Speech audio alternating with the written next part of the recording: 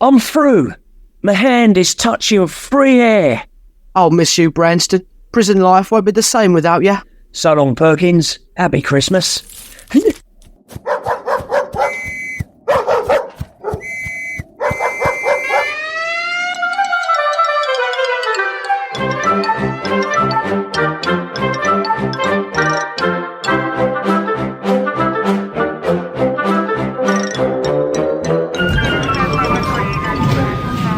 All right, gather round, officers. I've got some bad news for you. Branston has escaped from Barmydale prison. Yep, the most dangerous criminal in Barmydale history is on the loose. Find him, catch him, and let's get him back behind bars. Chief, excuse me, Chief, but won't Branston already be long gone? He's not going to escape and then just hang around Barmydale, is he? Good question, Sergeant. You see, yesterday we received intel that Mr. Big was about to emerge from the shadows. Who's Mr. Big, Chief? No one knows. Some say he doesn't exist. A myth in the criminal underworld. But others say he's the man at the very top of the Barmydale crime network, and that even Branston answers to him. Yesterday we got word he's about to emerge from the shadows, and now today Branston has escaped. It could be a coincidence, but maybe it's not. One thing we do know, finding one of them would be remarkable. Finding both would take a genius. Keep your eyes closed, Gracie, till I turn the lights on. What do you think? How did you get that sleigh on the roof? It's practically life-size. Oh, Keith, don't you think it's a bit tacky? Tacky? It's the embodiment of Christmas spirit, that is. I don't think Santa Claus is what Christmas is about. Now, if you were putting a nativity scene up there, that would make sense to me. I'm not putting a nativity scene on the roof, am I? The angel Gabriel didn't land on the roof and chuck the baby Jesus down the chimney, did he? You know what I mean. Your display just seems less about the true spirit of Christmas and more about outdoing Dan from across the road. Don't be daft. So it's just a coincidence that our sleigh is twice the size of his? A happy accident, love. Oh, I'm cold. I'm going inside for a nice cup of Yorkshire tea.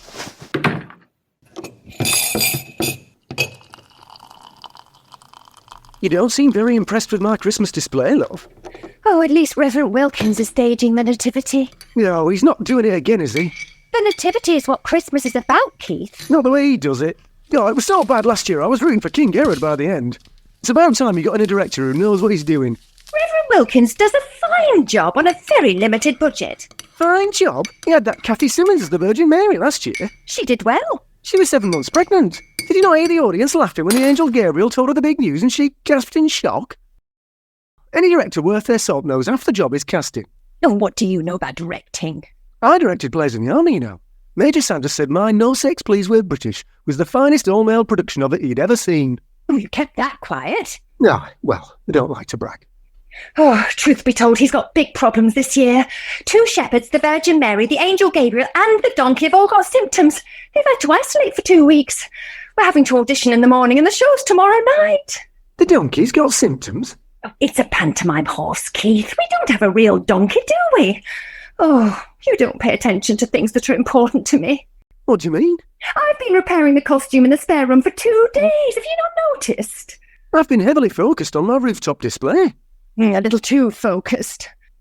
Would you mind coming across the road with me, Keith? What for? Sharon and I have been thinking of talking to you both. I think now is a good time. Yeah.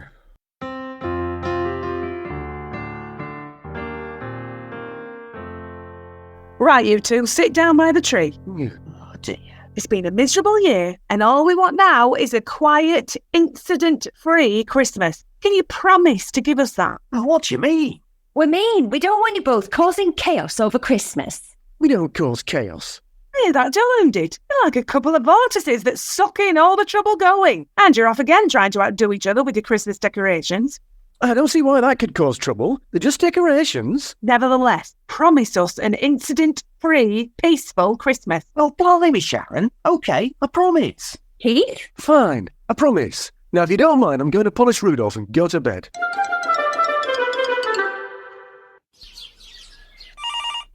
Can you get that, Keith? I've got to go or I'll be late for the auditions. There's a quiche in the fridge if I'm not back for lunch. Hello? Are you that desperate to make your Christmas display better than mine? What are you talking about, Dan? I can't believe you actually paid a fella to sit in your sleigh. Come on, what's the story with your Santa Claus? Inflatable. Argos. 1999. Dan? I'm on the phone, Sharon. I'm going to see Cora in number 78. Her sister Leonie's visiting and she's invited me over to get acquainted. Oh, thanks for telling me, Sharon. How on earth they made you? I'm only letting you know where I am. Oh, don't know why bother. I'll be back in half an hour. Right, I'm looking through my window right now, Keith. And you know as well as I do that inflatable Santas don't stand up and stretch. I can show you if you like. Meet me outside. I'll get my ladder.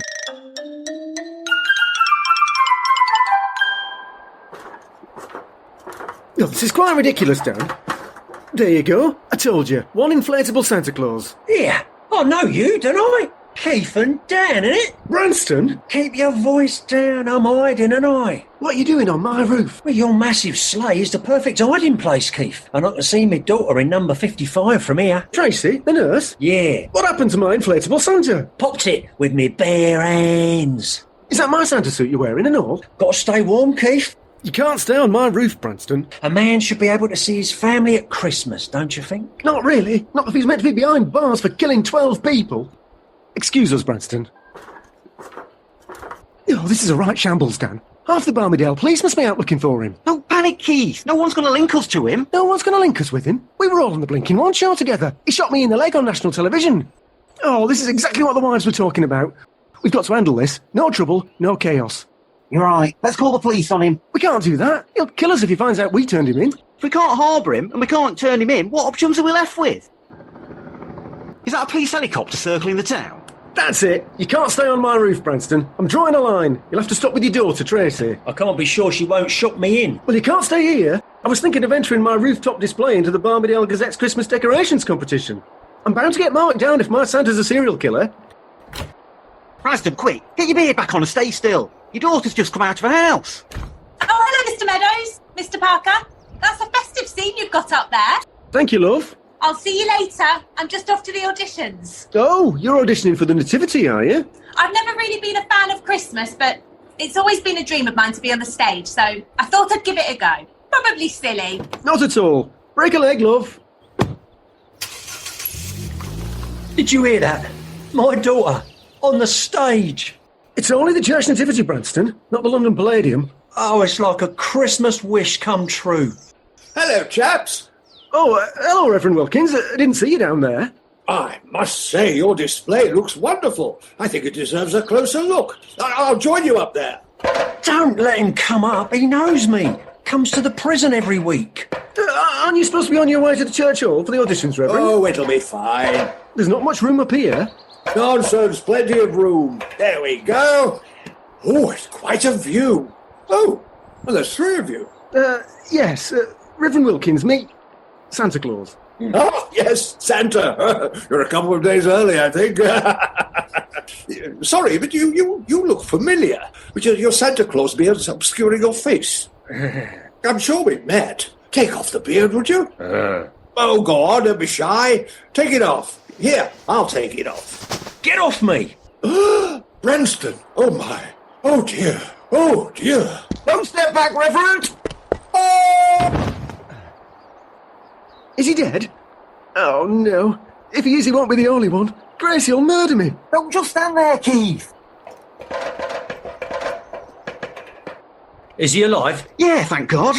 Right, you'll have to kill him. You what? He's eyeballed me, ain't he? No choice. We're not killing the vicar, Branston. We need to get him to hospital. When he wakes up, he'll turn me in, and don't think he won't turn you in for hiding me and all. Bring him up here. Get this Santa suit on him and stick him in your sleigh. We can't do that to him. Do it now! Hang on, Branston. If the vicar's in Santa suit, what are you going to hide in? Yeah, good point. Tracy's house is empty for the moment. She's gone to the audition and Stacey's car isn't there. Good idea. I'll lay low in Tracy's for now. Tell me when you've come up with something permanent. Right, Dan, let's get him on your back and you can start climbing. That's my phone. Don't run off. Sharon could be back in a minute. What's she going to say if she finds me halfway up a ladder holding an unconscious clergyman? It might be Gracie calling. If I don't answer, she'll think I'm causing chaos. Well, be quick. I can't hold this vicar up much longer. Hello? Keith, it's Gracie. Oh, hello, love. Just enjoying a quiet, incident-free morning. Sorry to interrupt your piece, but we've got a nativity emergency. The auditions were meant to have started, but Reverend Wilkins is nowhere to be found. We've reported that he's missing to the police. You've done what? He's not been late for rehearsal in 30 years. But I told the cast about the hit you had directing No Sex Please We're British, and you were their first choice to take over. Please come down. I can't come now. I thought you said you were just at home having a quiet, incident-free morning. Oh, aye, I am. I'll stroll on over if you need me that much. Dan! Panic stations! What? That were Gracie. She says the vicar's gone missing. I know that, don't I? I'm about to drop him. They've called the police. Well, so half the Barmydale police are out looking for Branston and the other half are out looking for the vicar, and we've got both of them? Yes, exactly. Panic stations. Right, quick, before that police helicopter gets back. Let's get him in that Santa costume and up in that sleigh.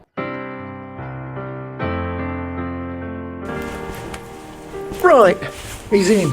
Well, he actually looks quite good in that position. Here, you two. Branston, get inside. The police helicopter will be back in a minute. My baby's got no Christmas decorations up. She's a little Scrooge. I need you two to help me to get her a Christmas tree. We're not going shopping now, Branston. I've got to get to the church hall sharpish before the wife twigs summers up. We don't need to go shopping, you muppet. We're taking the Christmas tree from number 53. Beautifully decorated it is.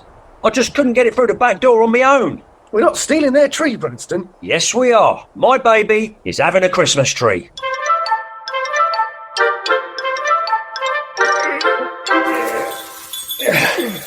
There you go.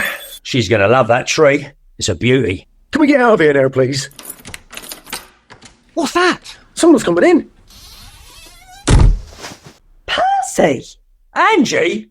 What the bleeding hell are you doing here? I could say the same for you. I thought you was in Marbella. Know each other, do you? My bleeding wife.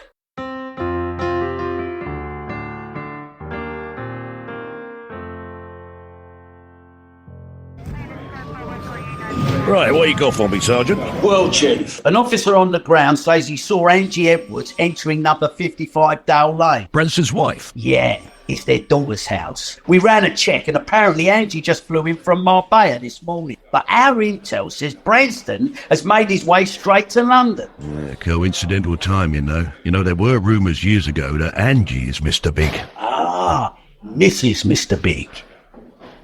I think it would just be Mrs. Big, wouldn't it? Yeah. I guess that's why they pay you the big bucks, eh, Chief?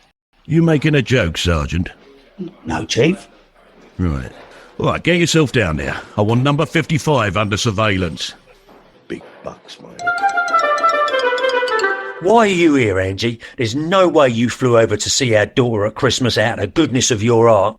I might have done. Does she even know you're coming? What are you doing here anyway? Not a Christmas decoration anywhere to be seen in this house, so I got Tracy that tree. Compensation for watching her dad get nicked on Christmas Eve when she was just a little un? So it's my fault she's a little Scrooge. Of course, it's always my fault. With you as her mother, it's no wonder she got no festive spirit in her. Anyway, why are you really back in Barmydale, Angie? The same reason you decided to get out of prison last night. To collect my nest egg? Half of it's mine. Till death do us part, Percy. Hang on, I'm not following. I got a little Christmas gift coming my way. Oh, well, that clears that up. But you're not running off with my money this time. That is for my new life. I ain't come all this way to go home empty-handed. I'll blow your cover, Percy, so watch it. Oh, get your hands off me. What are you doing, Branston? We need to keep her quiet. Give me that tinsel. You can't tie her up in here. What happens if Tracy and Stacey get home? Where's that coming from? Quiet, the lot of you. It's for me. Yeah? Why? Oh, you dozy mare, Angie. The old Bill followed you here. There's a copper in the car at the end of the street. Did they eyeball me? No? Good. So they'll let Angie be and use her as bait for me. And the handover? In plain sight. Well, as it happens, this idiot here is directing the nativity. Yeah, I think that makes it very possible. Right, Keith, you just cast me and Angie in the show. You what? Well, thanks to Angie leading the police here, plans have to change. This way I get my gift in plain sight, yet no one will notice a thing. Can you act? I've got a reputation to uphold, you know. We're in it. How is this going to work, Branston? You'll be on stage. The entire audience will see you. Well, we'll be in costume, won't we? The makeup artists aren't good enough to give you a new identity, Branston. It's the church hall, not Universal Studios. Well, you better come up with something to keep us hidden because we're doing it. Well, now I think of it, there is one part that might work for you. I'll just pop across the road. Right, Branston, the two of you will have to get into this. In a bag? No, what's inside it? A pantomime horse? It's the donkey costume from the Nativity. Perfect disguise. No one's looking for a serial killer in that. Get in it, Angie. I'm not getting in the back. Get in. I'm not getting in the back. Mind a step. Chief, can you hear me?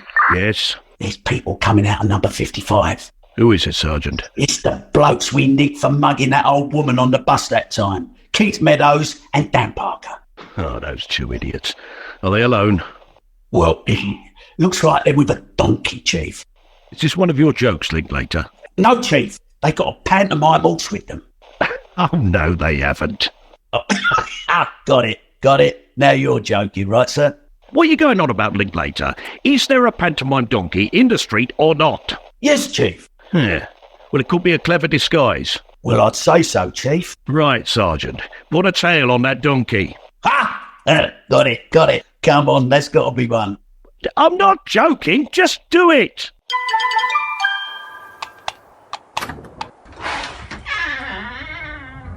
Keith! Oh, thank goodness you're here. Where have you been? Can you not see? I've been auditioning for the donkey, obviously. Sorry I'm late, everyone. Meet your new cast members. Bill and Ben. Oh, well, that's very kind of you to help us out. Thank you. They say you're welcome. Oh. It's basically 1 clap for yes, 2 for no, and 3 for you're welcome. That's right, isn't it? Dan, get the donkey to the back of the hall. I've got work to do. I suggest we start with the Virgin Mary. You, Shepherd, Brian, will you read the innkeeper's lines? When you're ready, Tracy. But please, innkeeper, we must have a room, for I am with child. Right, told you to forget about it. I ain't got no rooms left. Hang on, what's the New York accent for? Do you use that accent when you're playing the Shepherd? It's the only Jewish accent I can do. Dear, oh dear, Brian. Sorry, Tracy, love. Just say your lines without Tim. Keith, you're auditioning Tracy, not Brian. He's already got a part. Not for long, he hasn't. Carry on, Tracy, love. But I am about to birth a child and can't be expected to do that in the street. Who wrote this? Keith, it was Cora. The batty old dear from number 78? Dear, oh. Please, innkeeper, try to think of an alternative... Oh, sorry, nervous. Alternative accommodation, if you possibly can. Sorry, can I do that again? No, love. Sorry, I've seen enough. Heath, you have to for the part, Tracy. She's hopeless. I'd rather give it to Brian. Branston's insisting. You know what he'll do if you don't? As I was saying, a star is born. Doreen, give her a costume. Oh, thank you, Mr. Meadows. Next up, we have Mr. Davison to audition as the Angel Gabriel. No chance, sunshine. Next. Oh, but this gentleman has just arrived. He said he spoke to an acquaintance of yours a little earlier on the phone. What did you say your name was? I didn't. Oh, well, anyway, he's come to audition for, what was it, love? A wise man. We've already got 3 of those, sorry. I'm a wise man. You can't be that wise, you know there's only 3 of them. I'm ideal for the part. Just give it to me. What now? Oh, don't tell me. Branston insists he's got the part. Donkey, is this fella in the show? Yeah. Doreen, get him a costume.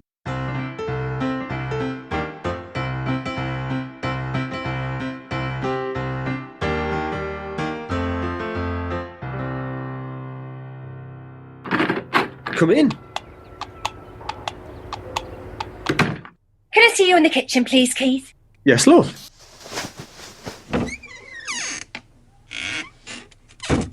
I wish you'd told me you'd invited Bill and Ben for dinner. It was a last-minute courtesy, you know. You know what actors are like. I was going to order the costumes tonight, but I'll just have to do it during the dress rehearsal tomorrow. Fine. Why are they still wearing the pantomime horse costume? They're method actors, aren't they? Oh! Here, Keith, taste one of these. I made them yesterday. Are they all right to serve? Crikey, it's caught the back of my throat, that has. Oh, dear. Well, so you know, I've asked Sharon to come over to help. Oh, I know. As we're having a get-together, I'll invite Don and Cora and her sister Leonie. Oh, good news. Dan!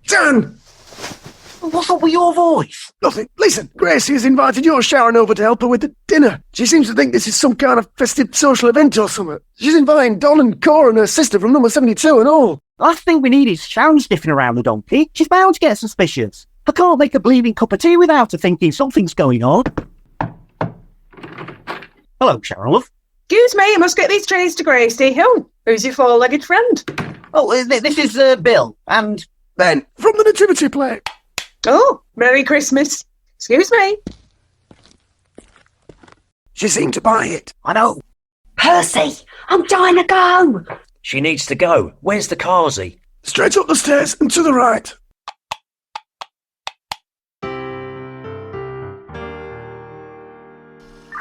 Chief. Yeah, I'm still here. Dan Parker's wife just joined them in the house, Chief. So inside there's Keith Meadows and his wife, Parker and his wife, then whoever's inside the donkey. Well, presumably Branston and his wife. Hang on, the Santa Claus on the roof just stood up. What are you talking about, Sergeant? There's a sleigh on the roof with a Santa in it. I thought it was a doll, but it's a bloke, sir, and it's coming down. Could he be a lookout for Branston? Could be, Chief, but right now he's staggering all over the street. He looks drunk. Have a word with him. Wait a minute. Car just pulled up outside number 55. Oh, they're heading over to that Santa Claus. Reverend Wilkins, is that you? Are you okay? Didn't recognise you with the Santa beard. What? Who are you? It's Stacey, Reverend. You know me. Everyone's been looking for you all day, Reverend. There were a lot of worried people when you didn't come to the auditions. The audition? It's okay. Mr. Meadows ran the auditions in your place. Keith, running things? Oh, I know what he thinks of my directing, but I didn't think he'd usurp me. Why are you dressed like Father Christmas, Reverend? I don't know. That's quite a bump on your head. He seems very confused. Evening all. Oh, hello, Sergeant. I'll take it from here, girls. Right, you in the car. So, Branston had you on the roof, did he? Branston? On the roof? Yes, that's right. There's Keith and Dan, too. Keith Meadows and Dan Parker. Keith did this to me. He's running things, you know. Keith is running things. Well, is he saying what I think he's saying, Sergeant? Listen, Santa, are you telling us that Meadows is the boss? He thinks he is, but he's got to be stopped. I think he's passed out, Chief. Must be drunk as a skunk. He can't seriously be saying that Keith Meadows is Mr. Big. Makes sense in a way, Chief. Who else could blow up Branston's daughter's house and get away with it? Yeah. And who else could force Branston and his wife to spend hours inside a donkey costume? This is Keith Meadows we're talking about. Can't be right. And it would make Dan Parker his consigliere. You're right, it's silly talk. But still, let's get listening devices on number 46. One at the front, one at the back. Fast as you can. Stacey, did you put this Christmas tree up? You do know I get funny about Christmassy things. No, I didn't. I swear to you. Well, then how did it get here? Oh, Angie, all this time spent up close to you reminds me of why we got together in the first place. You're only saying that because you've been staring at me bum for the last few hours. Yeah, just like the old days. Look, let's bury the hatchet, share the money and use it to start a new life together. Me and you? Back together? I've already bought an hideaway for us in Acapulco. Do you mean Acapulco? Well, it was supposed to be Acapulco, but I mistyped it and ended up with a place in Acapulco, just outside Fort William. Scotland? Oh, you plonker. Oh, go on then. I never could resist you, Percy.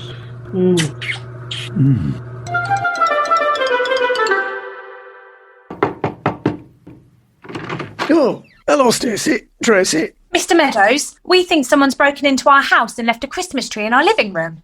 Oh, you'd better come in. Is your throat all right? It's fine. Keith, you need it upstairs. It's Bill and Ben. Oh, wait for me in the living room, girls. Put a record on if you like.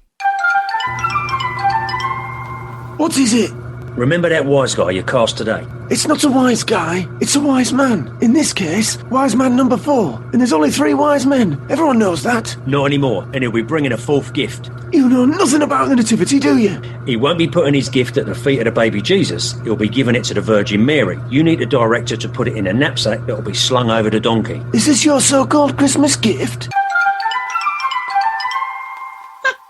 Someone of these records are so cheesy. Look at this one. Songs to Eat By, dining music from around the world. Oh, we've got to play it. Classic. Right, the bugs are working, Chief. Can you hear the music? Yeah, loud and clear, very nice. I told you before, Branston. I'm in charge. I'm directing the whole thing. I decide who gets what, when, and where. I've had enough of your interfering. Your wise guy is out. I can't believe what I'm hearing, Sergeant.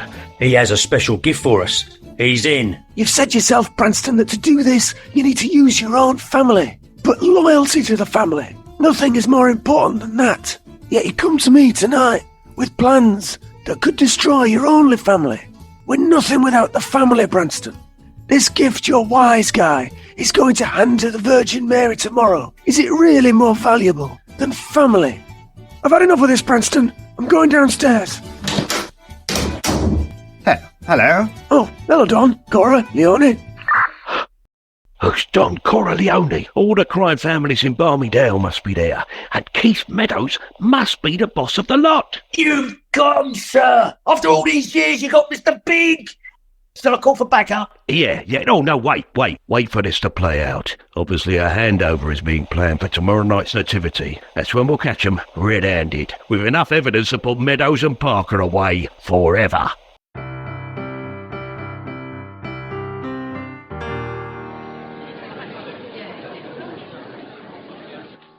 Right, everyone, cast, crew, gather round. Sharon, come here and take the seat next to me. Thanks, love. Now then, it's curtain up in 2 minutes. And don't be nervous, but it's a full house out there. Well, taking social distancing into account. How many? 36. Just stay calm and enjoy it. Do exactly what you did earlier in the dress rehearsal. Only a lot better, obviously. Pianist. Yes, Pete? Because you missed the dress rehearsal, and I've made a number of changes to the climactic action, I'll cue you in when it's time for your final song. It comes straight after the fireworks. When the last one goes up, I'll tell you and you just play. All right. Stagehand. When Gracie starts playing the final number, you lower the screen and get the lyrics projected onto it so everyone can join in. Tracy, do you remember the changes for you? Yes, Mr. Meadows. Right. Positions, everyone. Is your earpiece working, Sergeant? Yes, Chief. I'm seated at the front. In fact, the whole flying squad have taken up the entire front row. Well done, Sergeant. Now, remember, wait until the moment the donkey collects the payoff before moving in to make the arrests. Yeah. I've got to go, Chief. Come up. Good luck, Gracie. I'm looking forward to seeing all these changes Keith has made. Oh, I'm looking forward to seeing them myself. Behold, brothers, a previously unseen star in yonder night sky. It is a sign, Melchior. A portent of a great... Hail Mary, the Lord is with you. You are the virgin the prophet wrote of that shall conceive in your womb and bear a son, and you shall call his name Jesus. How can this be? With God, nothing is impossible. I, King Herod, command that this so-called newborn king is found.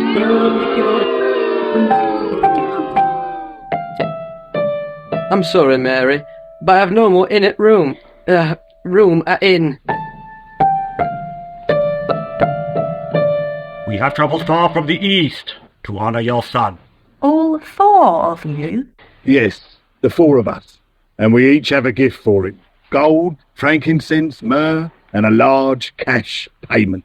And trust me, it's a lot of shekels. There you go, Mary. That sounded like it, Sergeant. Get 'em! Right, nobody move. You're all under arrest. What's going on out there? That's not in the script. You, give me your tea towel. I'm going on. Look out! The donkey's got a gun! Oh, no, he hasn't. Oh, it's much more exciting than last year's, Gracie. Oh, Keith's changed more than I thought. Branston is climbing out of the donkey outfit, Chief. Dad! Mum! Baby! All right, sweetheart. Get off me, Branston. Don't come any closer or the director gets it. Right, men, hold your fire. Now, Branston, don't shoot. It's all right. Just the fireworks going off early. There, you see? That was the last one. Oh, that's my cue. It's all light tonight. What on earth is going on, Sergeant? Oh, I don't believe it, Chief. They're carrying on with the show, sir. Well, we didn't plan for that. Well, you have to admire her, really. Very professional. Also, Chief, given that Branston is holding Meadows at gunpoint, I think there's a small chance we might be wrong that he's missed a bit. Yeah, you might be right. All right, just make sure you get Branston, his wife, and wise man number 4. Dad, let Mr. Meadows go. He's got no choice, love. He don't want to go back inside, does he? Dad, you can't shoot him. Mr. Meadows has always been so nice to me. I can shoot who I like. Please, Dad. For me. It can be my Christmas present. She's making a lot of sense, Branston. I'd listen to her if I were you. Remember Acapulco, Percy? I told you, woman, it's Acapulco, Will. Just don't listen to her. But look at that face. Don't you turn soft on me now, Percy. Oh, Tracy, I am sorry that I was such a bad dad and never gave you a good Christmas. I put a tree in your house, though. Did you see it? Was that you? It was. Then it is the best Christmas tree ever. Well, you amaze me, sweetheart. Even though I was a rubbish dad, you've turned out lovely. A nurse of all things. I never could love people the way you do. But you do. You love them. Care for them. Look after them. And I was proud of you tonight too, sweetheart. You were very good. Thanks, Dad. You're lucky day, Keith. Right, Sergeant. Do your worst. Right, me. Get him. Play the song, Gracie. Play the song.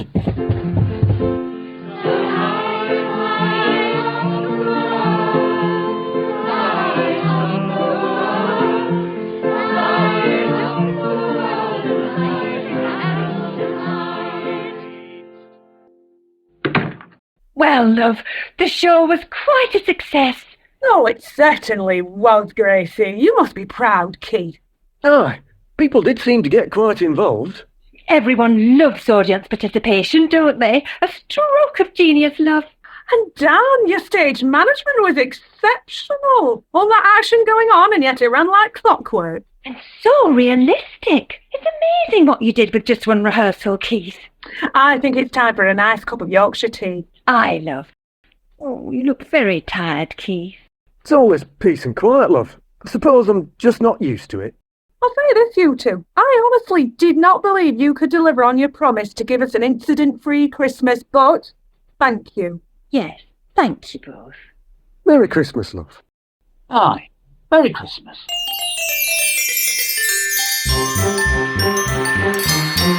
Barmy Dale starred Juliet Howland as Gracie, Camilla Simpson as Sharon, Vicki Michelle as Angie, Jeffrey Holland as Reverend Wilkins, Karl Howman as D.S. Linklater, Michael Fenton-Stevens as the police chief, Will Chitty as Branston, Becky Lloyd as Tracy, Beth Nash as Gracie. Also featured were Jonas Kemp, Kate Skellern, Louis Chapman, Callum McIntyre, Ben Chapman, Stuart Wheeldon and Martin Skellern. The music was composed by Jordan Frater, with Light a Candle by Juliet Howland, and the show was written by Skellern and Wheeldon for Barmy Productions.